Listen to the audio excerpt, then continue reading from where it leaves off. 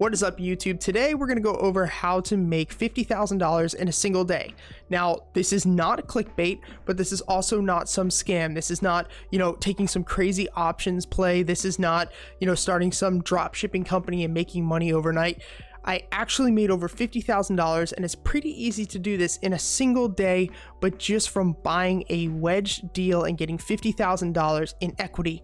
It is pretty easy to do. There are a lot of different things that you need to understand before doing this, and we're going to go over this in this video right now. So sit back, relax, and let's get started. All right, guys, so now we're at the computer, and I want to go over this exact method. And now I'm going to be the first one to tell you that when you hear somebody throwing around numbers like this, it's really sketchy. And I'm here to tell you that yes, if you want to do this, you're going to have a good amount of money saved up. You're going to have good credit. You're going to have to put a lot of time and energy and effort into this.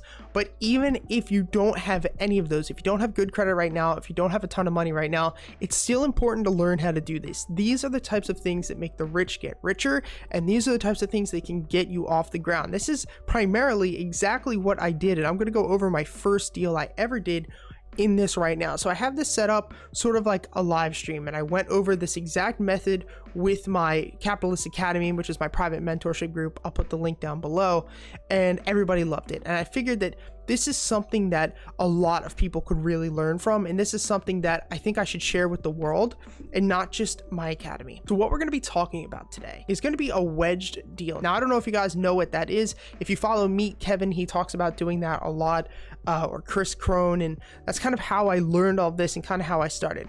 But let's talk about a wedged or a equity deal. So this is when you buy a property for less than what it is currently worth. And you might think to yourself, well, how do you do that? Somebody knows a house is worth X amount of money. Why would they just not sell it for whatever it's worth? And a lot of different things go into this, and we are going to talk about that right now. So in my case, I had somebody who was selling a duplex. This works best, in my opinion, with duplexes, triplexes, and quadplexes. I personally don't get anything over 4 units because it requires a commercial loan. They're harder to get. And with a single family home, I personally don't really invest in them. They can be amazing investments, but I'll make a video in that another time about why I don't. So with this specific property that I was looking at, that me and my friends purchased, it was $170,000. And this is what the person was asking. Now, this is one of the most important things when we're talking about how to actually facilitate a deal like this. You need a motivated seller. Now, guys, I'm going to preface this video by telling you I am terrible at spelling, and my penmanship and my grammar is really bad. So you're just going to have to deal with me. But I know numbers. That's the most that's important. You're going to need a motivated seller. This is somebody who wants to get rid of a property for a specific reason. Now, in my case, I know that the owner of the property, his parents died, left him the house. He lived out of state. He had some tenants down here that he didn't really want. He had his son living upstairs who kind of just trashed this place, and he wanted to get rid of it. He didn't want to put any money into it. He didn't want to put any work into it. He just wanted to get rid of it. And now this happens to a lot of people. Maybe they get inherited a house across state. They want to get rid of the house. Maybe they get a property that was their grandparents, and it might take $50,000, $60,000 to get it up to, code, to get it to that big after renovation value that we're going to talk about after this. And sometimes they just don't want to do it. Maybe they don't have the money, or they just don't want the headache, so they get rid of it, or they sell it to a wholesaler. And this is why it's important, and I put this here, to know your market. You have to know your market, because you need to know when you're working with a motivated seller, are you getting hosed, or are you actually getting a good deal? So I knew this market very well because I grew up within this city my entire life, and I knew everything about it. I knew I was getting a good deal, and so I had lowballed him a couple of times, which I don't recommend. This is when I first started really learning about real estate, when I first wanted to get into it, and I was throwing out lowball offers. You never want to do that. If somebody is working out of your price range, don't just throw them lowball offers. It's going to be a lot harder to bring somebody from 150 to 160,000 all the way down to 80 grand. You're just wasting your time. Find somebody who's near your price range, and that's already a good deal and then try to negotiate your way down. So I hit him with like 125, 135, nothing like that. Obviously stuck, but we met in the middle around $150,000. And so this is the price that I closed at, and I closed as is. And I highly recommend you don't do that. That's why I got a good deal. I knew the house was already listed under its after renovation value, especially if I put a small amount of money in. And we're going to talk about how we got this to the price that we eventually got. So I closed as is, which means that if it's not up to code, it's not up to code. He's not going to put any more money into it. It's whatever. So we put $30,000 down, and that was 20%. Now this primarily, you can get your first rental property with less than 20%. You could put as little as 3% down, but if you really want to grow exponentially the way that I'm going to teach you in this video, you need to put about 20% down. So we put 20% down, and if you're a first-time home buyer, like I said, you can only put 3% down. And we got a 4.23% interest rate, which was really good at the time. It was a really amazing rate at the time. Right now you can get them even cheaper. And our mortgage was $1,075 per month. So not bad. Now this was a 2-unit. So we figured at the worst we could rent apartment number 1 for, I'd say, like $1,000 to $1,300, because you got to realize the first unit is 2-bedroom, pretty big 2-bedroom, has its own driveway, has a backyard, has a deck that would all be a part of that. It's a great selling point. And apartment number 2 could easily rent for $950 to probably $1,200 at the most, maybe $1,300, because you always, here's a side note, you always want to do your numbers based off of the worst possible situation. So if these low numbers work, you know the high numbers work. But I think that personally we underestimated how much we could get paid. So if you could rent the downstairs up for $1,300 and the upstairs for $1,200, that's going to give you a revenue gross number of $2,500 a month. For taxes, before any of your bills, you're making $2,500. Our mortgage, like we said before, is $1,075. Then you got to pay for stuff like grass cutting, which that is $110. And then your net profit at the end of it is going to be $1,315. That's a good deal. That's a really good deal, because think about it. You put up $30,000 and now you're making $1,300 a month, which means you will pretty much get your money back in a couple of years, and anything after that is all gravy. That's a great investment. And even if we ran it off of just these numbers, which would be $1,900 per month in gross revenue, you're still making good money. That's a really, really good deal. If you understand how to look for a wedge deal, this becomes even better. So what we did was we had a contractor come in and we said, how much would it be to renovate this to get it to probably the highest price that we could potentially sell it at? And now the market is at all-time highs, and when we bought it, it was at all-time highs. But our plan was not to sell it. You bring the contractor in, and basically they would say, you know, if you paid somebody to do all this work yourself, because a lot of it's cosmetic, guys. A lot of stuff, you can paint walls for really cheap. You can put laminate floors in for really cheap. You can paint cabinets and countertops for really cheap. The only thing I won't touch is like electrical and plumbing. So me and my buddy, who was a contractor, came in and we said, you know what, with everything going on here and doing all the work yourself, which is going to require a lot of time, or you could just spend more money and get other people to do it, it's going to cost about $6,000 to do this. So what you do is, before you buy the property, you get an appraiser in. And so now you talk with the appraiser and you say, if I were to go ahead and get this house up to like your average highest selling price, you know, if I were to get this quote unquote sellers ready, how much could I sell this place for? Well, the appraiser came in and said, judging by comps in the area, and a comp, we can talk about that later, that's just looking at what other houses in the area have sold for that are, you know, exactly like your house. She said this place would be worth $225,000. That's awesome. So think about it. We closed at $150,000. We spent $6,000 to fix up the property. And now the after renovation value is $225,000. So let's do a little math here and let's see what we're left with. So if we were to add the $150,000 that we paid for the property, the $6,000 it took to fix, and we were to minus it from $225,000, which is what the property would be worth after renovating it, we would come out with $69,000 in profit. And guess what we did?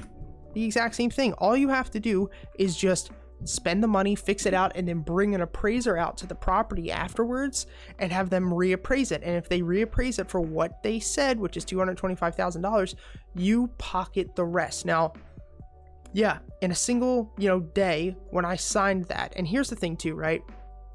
When me and my buddy signed it, even if we didn't put the $6,000 in, that house was already worth $180,000, $190,000 when they were trying to sell it. So even if I didn't put a dime into the property, it was already worth more than what I bought it for, and that is all profit for you as an investor. So in this situation, we have a house that's $150,000 that we purchased, and now it's worth $225,000. And virtually overnight, closing on that property, we made $70,000. Now, this is not $70,000 that I can just, cash out and go blow it on whatever I want to do. What you would do now is you have more equity inside of the house, and that's why this works really well if you already put 20% down, because if you didn't put 20% down, you can't really do what I'm about to tell you. But let's say you put the 20% down, and now we have an extra $70,000 essentially in equity. You can do what is called a HELOC, home equity line of credit, or a refi, which is just refinancing the deal. And so what happens is, if you own more than 20% of what your property is worth, you can actually refinance the deal, reapply for the loan, and what a bank will do is actually give you a checking account with the other equity left over in the house. So for in this case, they would actually give you a checking account with $70,000 in it for you to virtually go spend it on whatever you want. Now, that's not what you want to do. You don't want to go spend it on whatever in the hell you want. That's very immature and that's stupid. Now, what a lot of older people do, you'll see, they'll pay off their mortgage entirely, but then they'll want to buy a new car, they'll want to buy a beach house, they'll want to send their grandkids to college, and they'll actually refi or HELOC their house, pull money out of the house, and do those things. But what you want to do is pull money out of your deals to put them into other deals. Now, we have yet to do this because I think that overall the housing market is just overpriced. Every deal that I'm looking at, there's not a lot of motivated sellers. A lot of people are not willing to obviously sell their houses at deep discounts, and I'm sure there are deals out there, but right now I'm not too worried about it. But these are my next steps, and these are the steps that I want to teach you, because I've seen a lot of millionaires do this over their lifetime, and you can make a ton of money. So let's move into the next step. Now, the next step is going to be called refinancing and repeat. So when you get a loan, especially refinance, they look at a couple of things. They look at your debt to income ratio. So let's look at kind of what we have going on here right now. Let's say you have a job, you make $2,500 a month, and your mortgage is $1,075. For your debt to income there alone, not even thinking of other bills that you have, that's not good. But guess what? If you have a lease and you have those two other people who are giving you money every single month in the form of a lease, you can bring that to the bank and you can say, hey, I have renters, they have signed leases, here's the leases, and they're paying me $2,500 per month in rents, and that will count as your income, and that will go against your debt to income ratio. And this way you can actually take out that money, the $70,000 almost, and you can go buy another property. Now you can go do the same thing, go find the same deal that you did here, or let's use an example of a quadplex. Let's say you get a quadplex, and let's say that you can close the deal for $275,000 because you spent your time, you know your market, and you have most of all a motivated seller, and you're able to close that $275,000. Then you get a contractor to go in with you, and the contractor says they'll give you a price to get it up to another selling standard, and that's going to take, $10,000. Or let's say this one's a little more. Let's say that this one's going to take $25,000 because this one's in pretty bad shape and there's more units too. Then you bring your appraiser in and they say that, hey, if you get this seller ready, this property could easily be worth $350,000. $275,000. Now, you spent $275,000. That's what you closed on the property. Of course, this is not including closing costs. We can talk about that in another video. But you spent $275,000 to acquire the property, and you're going to spend another $25,000 fixing up the property to get it seller ready. Now, something quick I'm going to go back over is if you're going to get a quadplex for $275,000, you're going to have to put $55,000 down. That's going to be 25%. But remember, you have $70,000. So you already have an extra $15,000 sitting around from the old property to put towards the contracting costs. The only thing you'd have to kick up is like another $10,000. So now if the cost of the house is $275,000, you spent $25,000 to get a contractor in there to get it up to that $350,000 price tag. That means now you have another $50,000 in equity, just like last time. Now this one is a bigger deal, so it's going to cash flow more and you're going to have a little less in equity, but sometimes you can find deals with way more equity than $50,000, $60,000, $70,000, but that just requires a lot of time and energy and they're a lot harder to find. But now you have $50,000 in equity, and a mortgage on a property this size would probably be around $1,900. Now remember, this is a quadplex, so that means you can have a lot more units. Let's say apartment number 1 will rent out for $1,300. Then you can rent out apartment number 2 for $1,250. You can rent out apartment number 3 for, because they're going to be a little smaller as they go up normally, you can rent out number 3 for about $1,150, and then you can rent out apartment number 4 for, let's say, $1,000. That you're going to be cash flowing, if we were to add up all of these apartments and minus it from your mortgage, which is $1,900, you would be cash flowing $2,800. Now remember, from what we talked about earlier, if you're cash flowing $2,800 right now from this property, well, also from the other property, let's see how much you would be cash flowing. Another $1,300. Remember, $1,315 was from the first property, so this is from the fourplex, and this is from the original twoplex, because we're still collecting rents in this scenario. So now not only do you have your first property, which is giving you $1,315 a month, but you just acquired another property for $1,315. So let's do some math. If you add those two together, 2,800 plus 1,315, you are now making $4,115 net profit. Now here's something to remember. This might be kind of hard for some of you to understand this, but just go over it again and watch it a couple times. When I was first explained this exact setup, I kind of didn't really understand it till I watched it a couple of times. So make sure you go through and watch this video, and make sure you hit the like button and subscribe to the channel for more videos like this. But let's just put things into retrospect. You bought the first house for $30,000 down. You spent $6,000 to get that house up to code, to get that house looking pretty. Then you spent nothing to buy the second house, because that was all the money you had sitting in equity. But you did spend an extra $10,000 out of pocket to get this house up to code, to get this up to selling ready. So now you spent $46,000, but you're making $4,115 a month, which means in 10 months, you get your money back in both of these properties for free. And guess what? Rinse and repeat, because now you have another $50,000 sitting in equity within this second house, and you can go buy another place and buy another place and buy another place. And under your own personal name, I think you can buy up to 8 properties within a given amount of time. Now, one thing I'm going to tell you, do not over leverage yourself. Don't go out and do this and buy 10 properties in like 5 years. That's just stupid, because if something happens, like everything that we've seen going on, I can't say the word because of YouTube, but everything that we've seen going on recently, you might be screwed. So don't over leverage yourself. You can do this over a long period of time. Now, the thing I get a lot of questions about is, what about taxes? You're going to get taxed out the wazoo if you do this. Now, there's 2 things. Always talk to a tax professional. Please, I am not a CPA. Don't listen to me. I'm just some guy on YouTube. Go talk to somebody who is a registered CPA about this. But there's 2 things you can do. There's what's called a 1031 exchange. And basically, when you sell a property, this is if you were to sell it, and I can make more videos on it.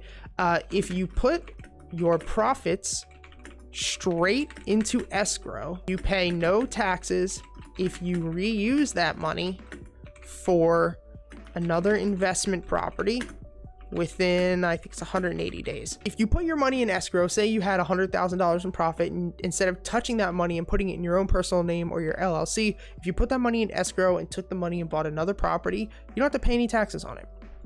The other little loophole that there is that I think just actually became a thing a couple years ago is if you buy an owner occupied property, right? So in the case of me and my buddies who bought this property, we live in it. And over the past 2 years, now we have $70,000 in equity because the property has gone up in value, on top of the fact that we actually put value and sweat equity into the property. If you are an owner occupied property and you live in that property for 2 years, right? You pay 0 in taxes on your profits up to $200,000. So for instance, we have almost $70,000 in profits. Even if we were to sell the house, we don't pay taxes on it because we've lived here for 2 years. Now, that's not going to be the case for all these properties because you can't live in like 4 or 5 properties all at one time, but these are cool little loopholes you can get around. But remember, talk to a CPA. Guys, if you have any questions, please comment them down below. This is kind of hard if you don't really understand a lot about real estate, or if you're a beginner. It's all cool. I was there. I'm still learning every day. This is my plan. This is what I've been doing. This is what I've been working on. Guys, let me know if you're a real estate investor. Comment down below. Also, if you want to be part of our Capitalist Academy, I do live streams every single day. Pay more when you're like, oh, I want to join and it's July. Make sure you do it now. Hit the subscribe button. It really helps our community. It really helps the channel. Thank you guys for everything, and I'll see you next time.